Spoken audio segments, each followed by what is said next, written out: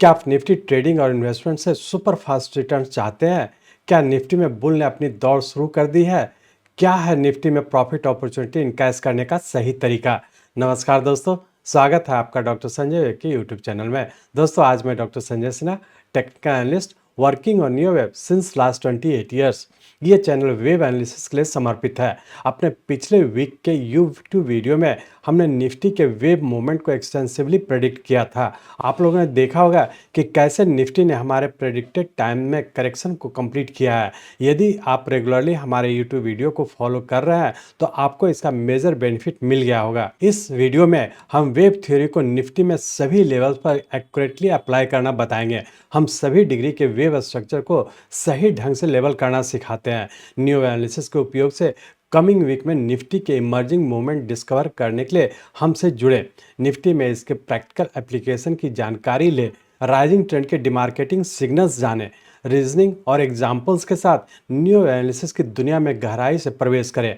Nifty में आगे बने रहने के लिए इंपॉर्टेंट रूल्स जानना महत्वपूर्ण है। इस वीडियो में हम आपको संभावित ट्रेडिंग एंड इन्वेस्टिंग अपॉर्चुनिटी की पहचान करने में मदद करेंगे। वीडियो में हम बाई ऑन डिक्लाइन स्ट्रैटेजी को इन डेप्थ में एक्सप्लेन करेंगे। निफ्टी के करंट सिचुएशन सेक्रेट्स को रीजनिंग एंड एग्जाम्पल्स के साथ सिंपल मेथड से समझें।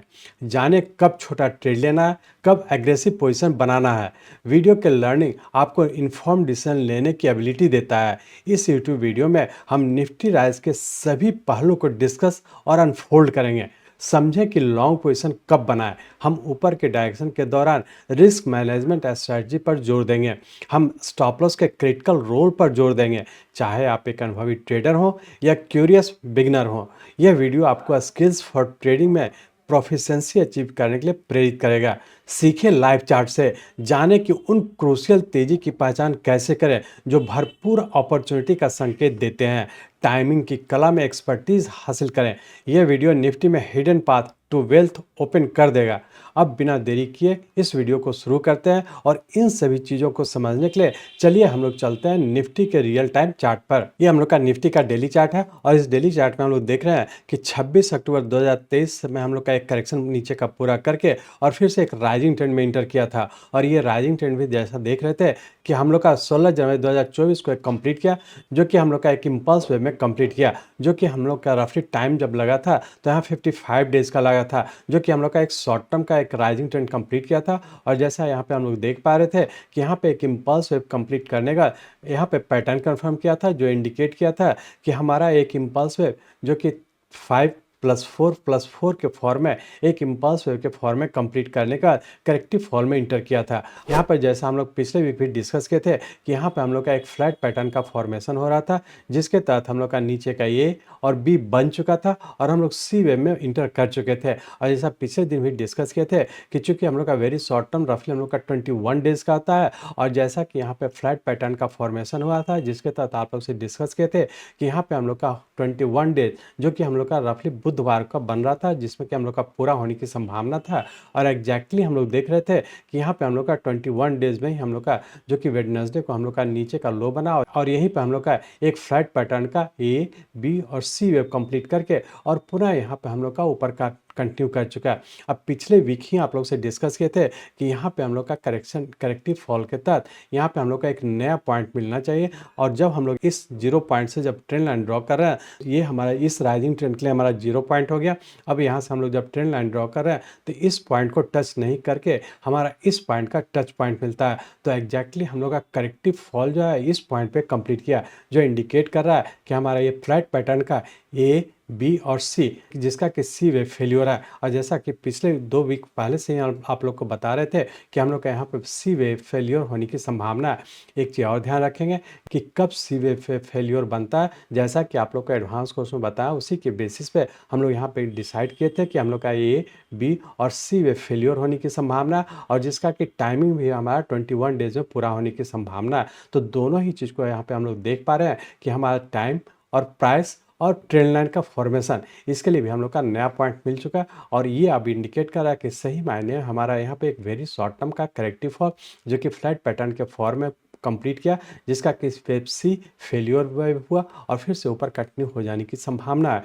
अब हम लोग ये देखने की कोशिश करेंगे कि एग्जैक्टली क्या यहाँ पे एक इम्पल्स वेव कंप्लीट करने का जो करेक्टिव फॉल में हम लोग इंटर किए थे, जिसका कि एक फ्लैट पैटर्न है, तो इसका सबऑर्डिनेट वेव किस पैटर्न में है और आने वाले समय क्या होने की संभावना है। इसके लिए हम लोग इस डेली चार्ट को कन्वर्ट करते हैं आवरली चार्ट में और सिर्फ इस चीज़ पे ध्यान रखेंगे कि यहाँ से जो फॉर्मेशन हुआ, जो फ्लैट पैटर्न का फॉर्मेशन हुआ, इसका सबऑर्डिनेट वेव किस पैटर्न में और किस तरीके का पैटर्न फॉर्मेशन हुआ और आने वाले समय क्या होने की संभावना है। तो अब हम लोग इस डेली चार्ट को कन्वर्ट करते हैं आवरली चार्ट में। यहाँ पे हम लोग आवरली चार्ट में आ चुके हैं। इस आवरली चार्ट में हम लोग देख रहे हैं कि हम लोग का 16 जनवरी 2024 को हम लोग का एक इम्पल्स वेव कंप्लीट किया, जो कि 13th वेव में कंप्लीट किया। और जैसा कि आप लोग जानते हैं 13th वेव 5 + 4 + 4 = 13, मतलब 13th वेव भी हमारा एक इम्पल्स वेव है, जो कि हमारा यहाँ पे एक इम्पल्स वेव कंप्लीट किया, जो कि शॉर्ट टर्म का एक राइजिंग ट्रेंड कंप्लीट किया था।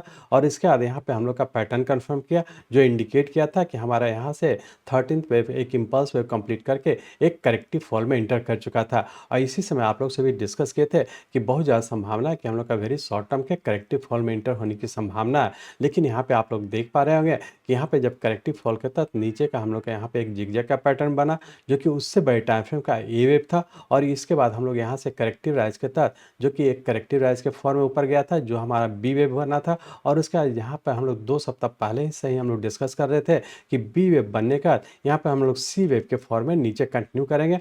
जैसा आप लोग का एडवांस कोर्स में बताया है कि जब भी हम लोग का ए वेव इस तरह का फॉर्मेशन होता है और बी वेव जब भी हमारा टाइम रफली जब ए और बी का रफली दोनों का इक्वल होता है, तो उसका सी वेव का फॉर्मेशन किस तरीके का होने की संभावना और उसका टाइम क्या लगने की संभावना और किस तरह से हम लोग का फेलियर होने की संभावना। तो ये सभी चीज़ों को हम लोग एडवांस कोर्स में बहुत डिटेल्स में डिस्कस किया।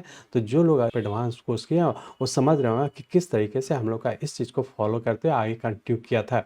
एग्जैक्टली हम लोग देख पा रहे हैं कि यहाँ पे हम लोग का बी वेव कंप्लीट होने का सी वेव के फॉर्म में इस पॉइंट पे कंप्लीट किया। और एग्जैक्टली हम लोग का यहाँ से यदि हम लोग एक करेक्शन की बात करें तो फ्लैट पैटर्न हम लोग का टोटल 21 डेज में इस पॉइंट पे कंप्लीट करके और पुनः हम लोग फिर से ऊपर की ओर कंटिन्यू कर चुके। अब हम लोग ये देखने की कोशिश करें कि बी वेव के बाद जो नीचे का फॉर्मेशन हुआ, तो यदि हम लोग इस टाइम फ्रेम की बात करें तो यहाँ से हम लोग नीचे कह सकते हैं कि नीचे का 1 2 3 4 और 5 वेव इस टाइम फ्रेम का हमारा सी वेव कंप्लीट किया। लेकिन छोटे टाइम फ्रेम में कह सकते हैं तो हम लोग ये कह सकते हैं कि नीचे का ए बी और सी वेव यहाँ पे भी हम लोग देख पा रहे हैं कि इस छोटे टाइम फ्रेम में हमारा सी वेव एक 5 वेव के फॉर्म में कंप्लीट किया। तो यहाँ पे हम लोग देख रहे हैं कि 2 टाइम फ्रेम का हमारा सी वेव कंप्लीट किया, एक छोटे टाइम फ्रेम का सी वेव कंप्लीट किया जिसका सबऑर्डिनेट वेव ए बी और सी वेव इस पॉइंट पे कंप्लीट किया। और यदि इस बड़े टाइम फ्रेम फ्लाइट की बात करें तो इसका भी हम लोग का नीचे का ए बी और सी वेव, तो इस सी वेव के फॉर्म में हम लोग देखें तो हम लोग यहाँ पे कह सकते हैं कि हमारा नीचे का ये 1 2 3 4 और 5 वेव इस टाइम फ्रेम का भी हमारा एक 5 वेव कंप्लीट किया। इससे छोटे टाइम फ्रेम का भी हमारा एक 5 वेव कंप्लीट करके और पुनः हम लोग यहाँ पे देख पा रहे हैं कि यहाँ पे हम लोग का एक सबसे छोटे टाइम फ्रेम का, जो लोग हमारा बुलेटिन को सब्सक्राइब किए होंगे वो समझ पा रहे होंगे कि जैसा कि हम लोग वेडनेसडे को ही हम लोग डिस्कस किए थे कि हम लोग का यहाँ पे नीचे पूरा होने की संभावना। और उस दिन भी हम लोग का जब नीचे का शार्प फॉल हुआ था उस दिन भी हम लोग आप लोग से डिस्कस किए थे कि यहाँ पे हम लोग का डिक्लाइन पे बाई करके लोअर स्टॉप लॉस को फॉलो करते आगे की ओर कंटिन्यू रखेंगे। एग्जैक्टली हम लोग का जो फॉल हुआ था शार्प फॉल हुआ था, लेकिन यहाँ पे हम लोग बाई किए थे और फिर से हम लोग ऊपर कंटिन्यू किए थे। और जैसा पिछले बुलेटिन में भी आप लोग से डिस्कस किए थे कि हम लोग का सबसे छोटे टाइम फ्रेम में इस पॉइंट पे पैटर्न कंफर्म कर चुका था और इसी समय से हम लोग का राइजिंग ट्रेंड में इंटर कर चुका था। अब हम लोग यहाँ पे देख पा रहे हैं कि जब हम लोग का सबसे छोटे टाइम फ्रेम में जब देख रहे हैं तो यहाँ पे नीचे का ए बी और सी वेव का पैटर्न इस पॉइंट पे कंप्लीट किया था, जो कि हम लोग का इस 55 आवर्स में कंप्लीट किया था। और इसके बाद यहाँ पे हम लोग का पैटर्न कंफर्म किया। तो सबसे छोटे टाइम फ्रेम में पैटर्न हम लोग का इस पॉइंट पे कंप्लीट किया। लेकिन जब हम लोग इस टाइम फ्रेम की बात करें तो यहाँ पे भी देख रहे हैं कि वीकली पॉइंट से भी हम लोग देख पा रहे हैं कि यहाँ से हम लोग का जो बी वेव के बाद जो सी वेव का फॉर्मेशन हुआ, इस सी वेव के तहत भी हम लोग देख रहे हैं। और जैसा कि आप लोग पैटर्न कन्फर्मेशन रूल्स को जानते हैं कि जो कि बेसिक कोर्स में आप लोग से डिस्कस करते हैं कि पैटर्न कन्फर्मेशन के तहत 2 स्टेज में पैटर्न कन्फर्म करता है, जिसका फर्स्ट पैटर्न होता है जीरो बिट ट्रेंड लाइन। तो इस सी वेव के लिए हमारा इस पॉइंट से ये हमारा बी वेव का ऊपर का पॉइंट 0 पॉइंट हो गया। और जब हम लोग यहाँ पर ट्रेंड लाइन ड्रॉ करते हैं तो हम लोग ये कह सकते हैं कि हमारा बी पॉइंट ही हमारा नीचे के लिए हमारा सी पॉइंट हो गया। और यहाँ से जब हम लोग ट्रेंड लाइन ड्रॉ कर रहे हैं तो हम लोग देख पा रहे हैं कि एक हमारा जीरो बिट ट्रेंड लाइन है, इस ट्रेंड लाइन को भी हमारा इस सी वेव बनने में जो टाइम लगा उससे कम टाइम में ब्रेक किया। और सेकेंड स्टेप में आप लोग जैसा जानते हैं कि बी से सी का पॉइंट जो यहाँ से जो टोटल टाइम लगा है उससे भी कम टाइम फ्रेम में हमारा इस पॉइंट से ऊपर जा चुका है। तो ये इंडिकेट कर रहा है कि छोटे टाइम फ्रेम और ये यदि सी वेव की बात करें तो इसके सबऑर्डिनेट वेव में हम लोग का पैटर्न कंफर्म कर चुका है। तो ये अपने आप में इंडिकेट कर रहा है कि हमारा यहाँ से जो फॉर्मेशन हुआ यहाँ पर हम लोग का जो एक इम्पल्स वेव कंप्लीट करके नीचे का ए बी और सी वेव पैटर्न कंप्लीट किया और इसका हम लोग का पैटर्न कंफर्म किया। तो ये अपने आप में इंडिकेट कर रहा है कि यहाँ पे जो हम लोग का करेक्शन फ्लैट पैटर्न का फॉर्मेशन हुआ ये हमारा कंप्लीट हुआ और फिर से ऊपर की ओर कंटिन्यू कर चुके हैं। अब हम लोग ऐसा कर सकते हैं इस कमिंग वीक में हम लोग का ये हो सकता है कि यहाँ से जो ऊपर का स्टार्ट हुआ है जिसका पैटर्न कंफर्म किया, तो आने वाले वीक में बहुत ज़्यादा संभावना है कि ये जो राइज है इसका करेक्शन में रहने की संभावना और इस करेक्टिव फॉल के तहत हम लोग हर डिक्लाइन पे बाई करेंगे। लोअर हम लोग का स्टार्टिंग लेवल है 21,530 का और जैसा कि आप लोग जानते हैं जो हम लोग का स्टार्टिंग लेवल होता है इसी स्टार्टिंग लेवल को आप लोग स्टॉप लॉस के नाम से जानते हैं। तो हम लोग के लिए इस वीक के लिए जो लोअर स्टॉप लॉस होगा हमारा 21,530 का होगा और बहुत ज़्यादा संभावना है कि इस वीक में चूंकि यहाँ से जो राइज हुआ ये हमारा 5 सबऑर्डिनेट वेव में हुआ और पैटर्न कंफर्म किया, तो इसके बाद का जो करेक्टिव फॉल होगा इसके सबऑर्डिनेट वेव के 4th पॉइंट तक आना चाहिए।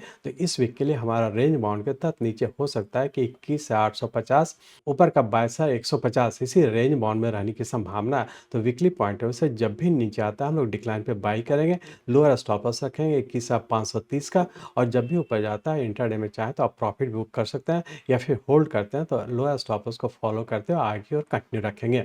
अब हम लोग ये देखने की कोशिश करेंगे कि मंडे और ट्यूसडे को क्या होने की संभावना है। उसके लिए हम लोग इस आवरली चार्ट को कन्वर्ट करते हैं 15 मिनट के चार्ट में और सिर्फ ये एनालाइज करने का कोशिश करेंगे यहाँ से इतना जो करेक्शन हुआ मतलब सी वेव और उसका जो पैटर्न कंफर्म किया इसका सबऑर्डिनेट वेव किस पैटर्न में है और आने वाले मंडे ट्यूसडे को क्या होने की संभावना। तो इसलिए हम लोग इस आवरली चार्ट को कन्वर्ट करते हैं 15 मिनट के चार्ट में। हम लोग यहाँ पे 15 मिनट के चार्ट में आ चुके हैं। इस 15 मिनट के चार्ट में हम लोग देख रहे हैं कि यहाँ पे हम लोग का बी वेव कंप्लीट करने का नीचे का ए बी और सी वेव के फॉर्म में इस पॉइंट पे कंप्लीट किया। अब यहाँ पे हम लोग देख पा रहे हैं कि सी वेव बनने के बाद यहाँ पर सबसे छोटे टाइम फ्रेम में हमारा इस पॉइंट पे पैटर्न कंफर्म किया था और उसके बाद इससे बड़े टाइम फ्रेम का जो सी वेव का जो हम लोग का स्टार्टिंग पॉइंट है जो बी वेव का हम लोग का टॉप है ये भी हम लोग का ऊपर का पैटर्न कंफर्म कर चुका है। तो ये अपने आप में इंडिकेट कर रहा है कि हमारे यहाँ से जो बी वेव के बाद जो सी वेव का फॉर्मेशन हुआ इसका पैटर्न कन्फर्मेशन का दोनों स्टेज फुलफिल कर रहा है।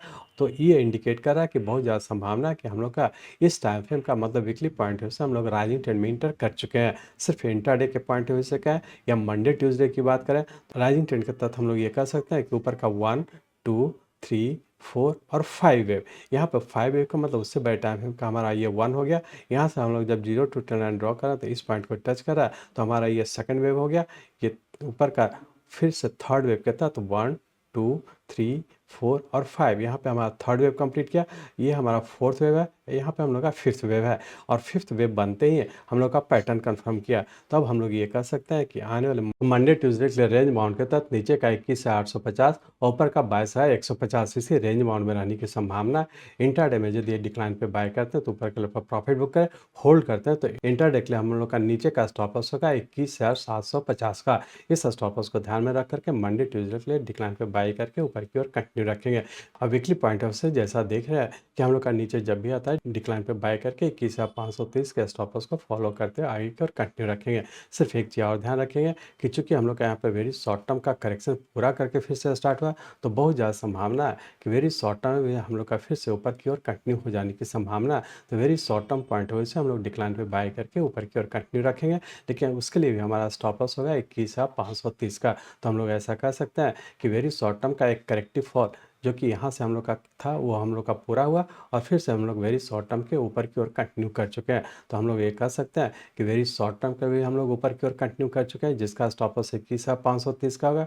वीकली पॉइंट ऑफ व्यू से कहें तो डिक्लाइन पे बाय करके ऊपर की ओर कंटिन्यू रखेंगे, उसके लिए भी हमारा स्टॉप लॉस होगा 21,530 का। सिर्फ इंटरडे जो मंडे ट्यूसडे के लिए हम लोग का नीचे का स्टॉप लॉस होगा 21,750 का। तो जो लोग इंटरडे के पॉइंट ऑफ व्यू से ट्रेड करते हैं वो स्टॉप लॉस को फॉलो करें, वीकली पॉइंट ऑफ व्यू से स्टॉप लॉस को इस स्टॉप लॉस को फॉलो करें, very short term point of view से यदि आप ट्रेड करते हैं तो उसका भी स्टॉप लॉस इसी को फॉलो करते हुए आगे की ओर कंटिन्यू रखेंगे। मैं चाहता हूं मेरे जीवन का लक्ष्य है इस मार्केट में कोई भी लूजर ना हो। इसको आप सीखें, लोगों को सिखाएं, लोगों को मदद करिए। हमारे साथ जुड़े रहने के लिए, आज के वीडियो को ध्यानपूर्वक अटेंड करने के लिए, इसे दूसरों तक पहुंचाने के लिए आप सबका बहुत बहुत धन्यवाद। जय हिंद।